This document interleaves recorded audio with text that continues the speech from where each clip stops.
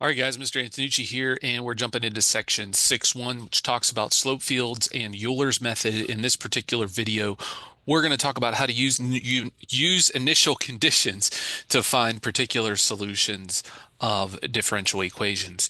So we want to remember that a differentiable or a differential equation, so we would write differential right here.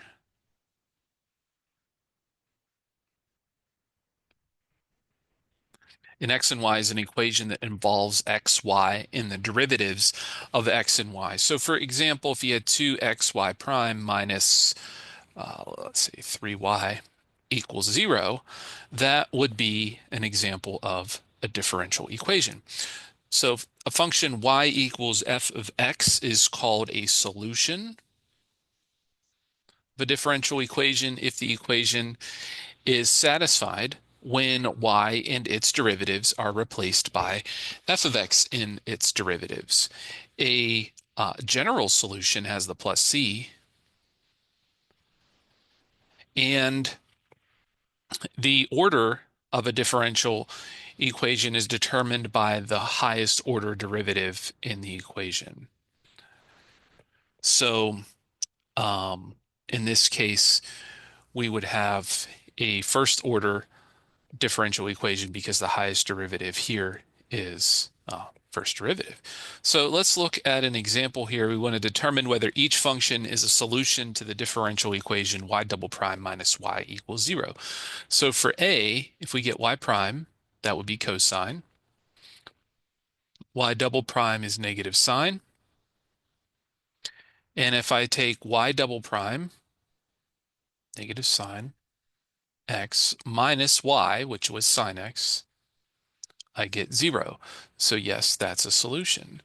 For the second one, y prime, u prime e to the u gives me negative 4 e to the negative x. And then y double prime would be u prime e to the u. So another negative, which makes the 4 positive 4 e to the negative x. And then if I take y double prime, which is 4 e to the negative x, minus y prime, not y prime, which is 4 e to the negative x, you get 0. So this is a solution. Now the third one, y prime, derivative of e to the x is itself, and then the second derivative is going to be itself again, ce to the x. So y double prime minus y equals 0. So that also is a solution there for that one. So geometrically speaking, the general solution of a first order differential equation represents a family of curves known as solution curves, one for each value assigned to the arbitrary constant, so the plus c. So for example, if we have the general solution y equals ce to the negative 2x, that's the general solution there to a differential equation. In fact, that's the solution to y prime plus 2y equals 0. Now, since y equals ce to the negative 2x is the general solution, we have actually 4 particular solutions graphed here in this family of curves for when c is 1, 2, -1, or -2. And in fact, there's infinitely many more because you can have infinitely many different values for c. That's just to show you an example there. So as we move on here, we want to talk a little bit about particular solutions. So particular solutions of a differential equation are obtained from initial conditions. And these are values that are for x and y that you would plug in to get the particular solution to the differential equation as opposed to the general, which is plus c, which has the plus c. How I like to think of it is in general, you have a plus c. In particular, you know the value of c. So if we look at an example here for the differential equation xy prime minus 3y, verify that y equals cx cubed is a solution. Then find the particular solution determined by the initial condition y equals 2 and x is 3. So if I take y equals cx cubed, and notice this is a first order differential equation because the highest derivative is just the first derivative, y prime, which is going to be 3cx squared.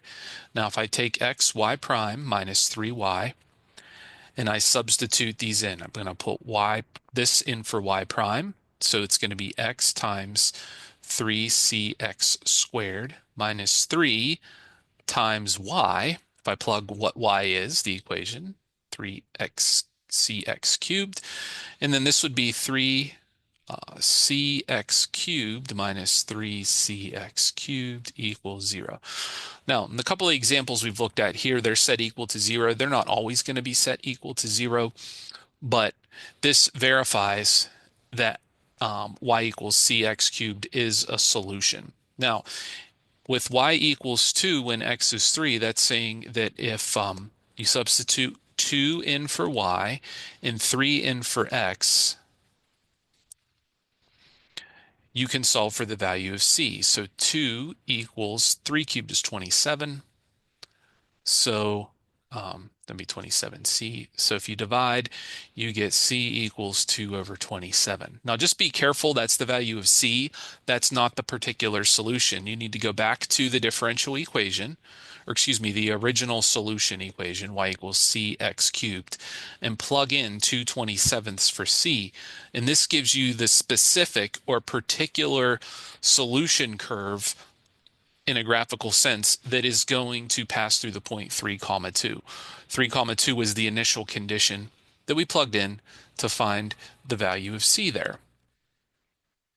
Okay, all right.